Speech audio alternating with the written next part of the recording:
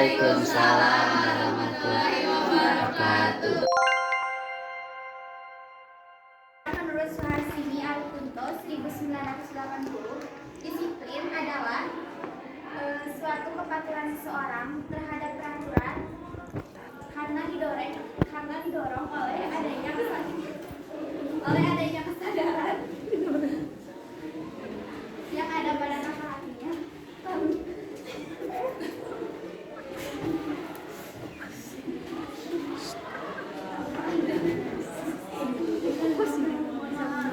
Tanpa adanya paksaan dari luar.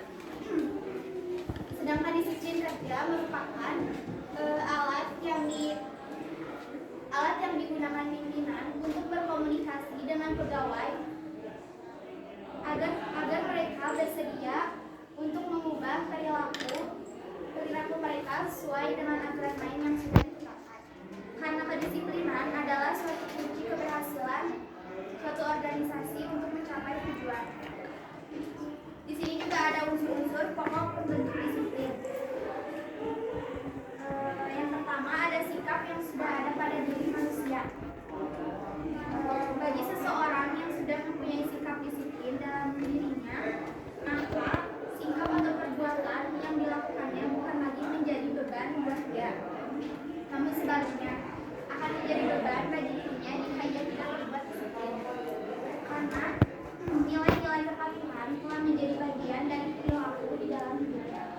Yang kedua ada sistem nilai budaya yang ada di masyarakat. Budaya adalah kebiasaan yang dilakukan secara berulang-ulang sehingga membentuk kedisiplinan. Dalam hal ini budaya disiplin mencakup 3 hal, yaitu budaya tertib, budaya bersih, dan budaya kerja. Sistem ini berfungsi sebagai petunjuk atau penuntun bagi kelakuan manusia. Selanjutnya ada aspek-aspek disiplin, yaitu 1. Sikap mental. Sikap mental merupakan sikap taat dan tertib terhadap hasil atau pengembangan dari latihan, pengendalian pikiran, dan pengendalian lapar.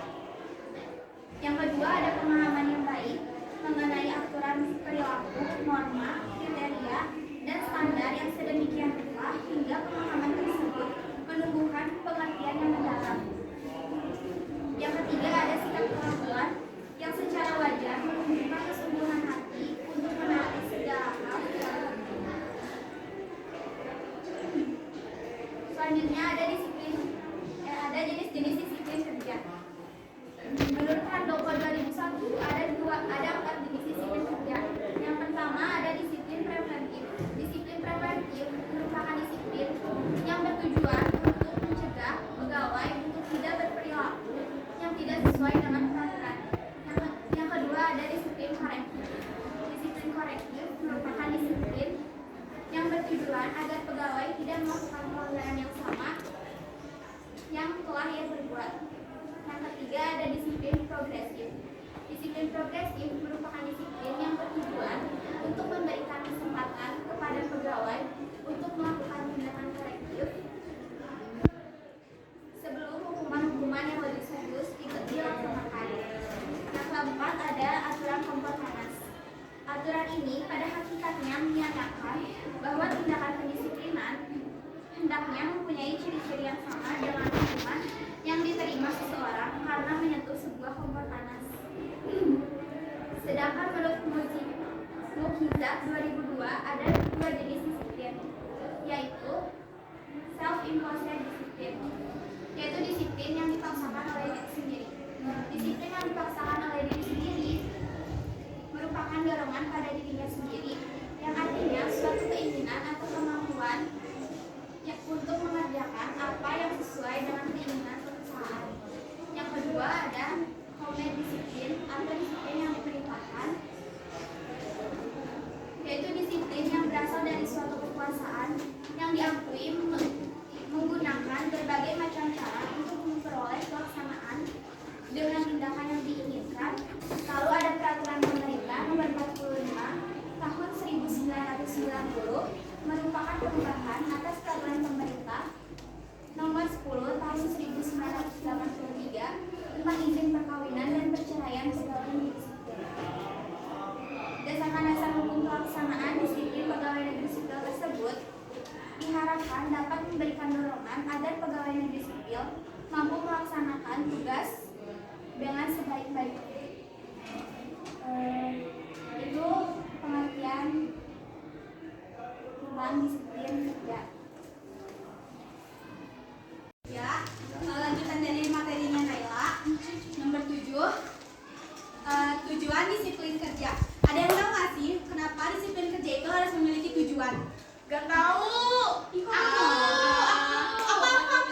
Biar pegawai-pegawainya tahu aturan. Benar, kasih Bu, kasih. Ada lagi nggak selain itu? Enggak ah. Belum tahu. Aku pengen tolong. Astagfirullahaladzim. Pengen itu, pengen Aku tahu. Yang Ina sebutin itu benar, cuman kalau lebih signifikannya, menurut Sastro Hadiwiryo ada 4 tujuan khusus. Yang pertama, agar pegawai menempati peraturan dan kebijakannya. B. Pegawai dapat melaksanakan pekerjaan dengan sebaik-baiknya. C. Pegawai dapat menggunakan dan memelihara sarana dan prasarana. Yang D. Pegawai mampu menghasilkan produktivitas yang tinggi. 6. Fungsi disiplin kerja. Yang pertama, menata kehidupan bersama dalam suatu organisasi. Maksud dari menata kehidupan bersama ini kayak kita ngebangun suatu hubungan bersama berkelompok atau individu. Masa sih kalian masuk contohnya kayak kita masuk organisasi tapi kita kayak diem aja nggak diajakin, itu sakit nggak sih rasanya? Sakit di sini ya, kayak sama dianggap nggak sih? Iya kan, kayak itu. Makanya dari itu fungsi menata hubungan dalam organisasi. Yang B, membangun dan melatih kepribadian yang baik. Contohnya kayak kalau misalnya kita gabung sama suatu circle yang toksik, pasti kita juga bakal ikutan toksik nggak sih? Begitupun sebaliknya, kalau misalnya kita gabung circle anak baik atau baik-baik aja, pasti kita juga baik kan? Gitu ya. Itu contoh membangun hubungan yang baik. Yang C, pemaksaan untuk mengikuti aturan organisasi. Ibaratnya kayak kita punya hak, tapi dunia punya hukum dan norma. Kita sekolah di TI, pasti kita punya aturan gak sih? Punya. Aturan itu harusnya ditaati, bukan dilanggar. Kalau misalnya kamu deh suka melanggar, contohnya saya. Kalau misalnya kita melanggar aturan, tapi kita nggak ditegur, itu kita bakal kayak gimana sih? Bakal dilarang nggak sih? Cuek kan? Ya makanya dari itu makanya dari itu setiap sekolah atau setiap tempat pasti punya aturannya. Apalagi kita adalah ke masyarakat, pasti di luar itu juga kita punya aturan. Yang D, sanksi atau hukuman bagi yang melanggar. Disiplin disertai ancaman itu penting. Coba kita sebagai pelajar melanggar aturan, itu kan gak mungkin kan, pasti dapat hukumannya. Di dunia kerja juga gitu. Kalau misalnya di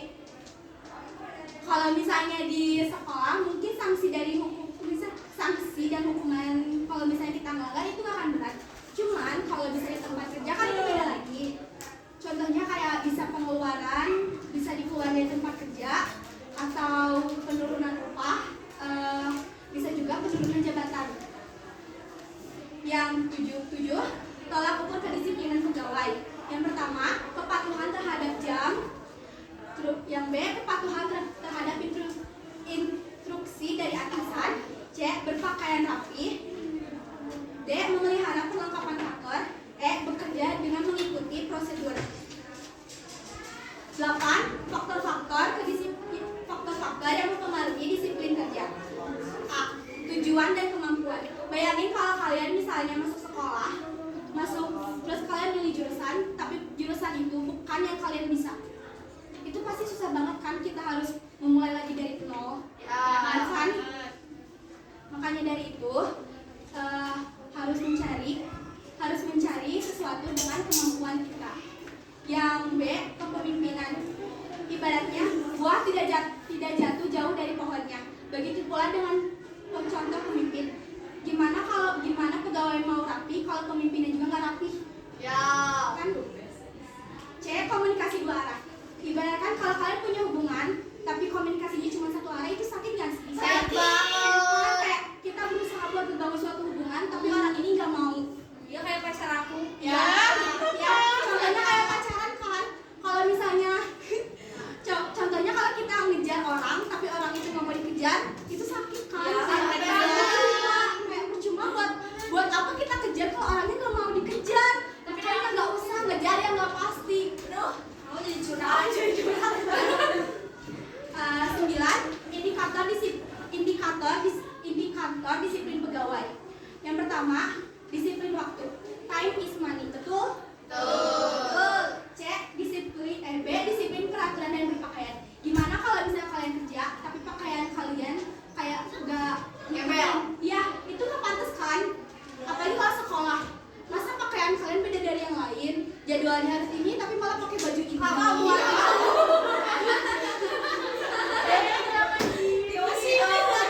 Iya. Nggak ada yang makan dong ya Kak. Disiplin tanggung jawab. Bukan cuma tentang orang yang punya tanggung jawab aja yang harus disiplin tanggung jawab. Tapi kita juga sebagai manusia, sebagai pelajar, sebagai masyarakat harus mempunyai tanggung jawab dalam diri kita sendiri. Contohnya, kalau di sekolah mungkin kita bisa menjaga sarana dan prasarana sekolah, bisa menjaga lingkungan sekolah, lingkungan kelas. Sanksi-sanksi disiplin kerja dibagi menjadi 3. Yang pertama, sanksi ringan. Biasanya kalau sanksi ini cuma kayak berupa teguran. Di sini ada hukum disiplin sedang dijatuhkan bagi pelanggaran terhadap larangan. 1. Memiliki, menjual, membeli, menyewakan atau surat berharga milik negara yang secara tidak sah. Jadi maksud dari kata-kata ini adalah contohnya seperti kita karyawan bekerja di sebuah perusahaan, lalu namanya di perusahaan kan pasti ada barang-barang yang membuat kita menarik gitulah, sehingga si karyawan itu berniatan buat barang itu bagus, kayaknya lumayan kalau dijual. Nah kayak gitu. Terus yang kedua, melakukan kegiatan bersama atasan dengan tujuan untuk dengan tujuan untuk keuntungan pribadi. Selanjutnya yang ketiga, tidak sewenang-wenang terhadap bawahan apabila pelanggaran disengaja. Contohnya nggak mungkin dong ya pemimpin atau atasan manajer kita turun ke bawah ke karyawan. Jadi dikasihlah ada kayak tangan kanan atau sekretaris yang langsung turun ke karyawan. Contohnya kayak ini tugas gue banyak, gue punya gue yang gede. Terus di sini hukuman disiplin berat dijatuhkan bagi pelanggaran terhadap kewajiban. Kan kita juga sebagai siswa harus dong taat sama Pancasila dan undang-undang. Terus peraturan sama ketentuan, apalagi kalau misalkan jujur, tanggung jawab dan cerdas. Terus di sini ada kayak kinerja kita sampai turun 25%. Lo kerja di sini kan buat bantu perusahaan gue. Terus lo kenapa kalau misalkan kerja di perusahaan gue cuma buat duit? Selanjutnya di sini hukuman yang berat dijatuhkan bagi pelanggaran terhadap larangan. 1. Tanpa izin pemerintah menjadi pegawai atau bekerja untuk orang lain atau pribadi dengan menggunakan kewenangan orang lain. Itu nggak boleh.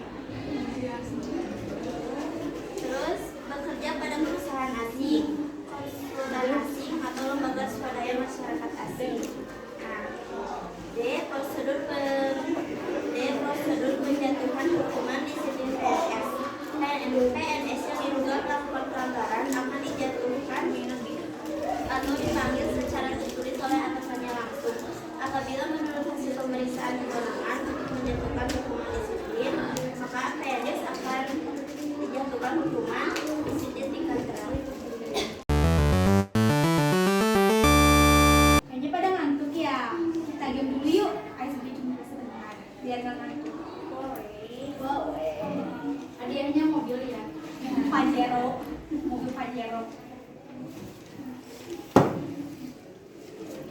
Gamenya ikuti apa yang saya katakan, jangan ikuti apa yang saya katakan. Ngerti nggak? Yakin ngerti? Coba nih. Kalau aku bilang kepala, kalian pegang hidung. Iya kan? Udah, kalau kita bilang kepala, pegang kepala. Kalau kita bilang hidung, pegang hidung. Pokoknya ikutin apa yang kata kita tahu. Ya. Jadi Nggak kelihatan tuh kalau hidung.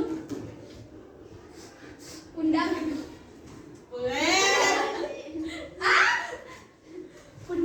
pundak. Iya emang pundak. Mata. Dewani. Budau.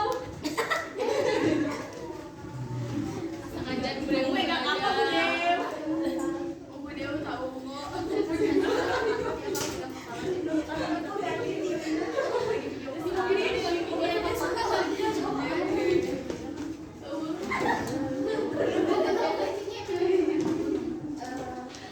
Dulu ya. Pertanyaannya, bagaimana bentuk disiplin kerja yang baik? Ada nggak? Boleh. Mana? Menurut saya, bentuk disiplin kerja yang baik adalah taat terhadap aturan waktu.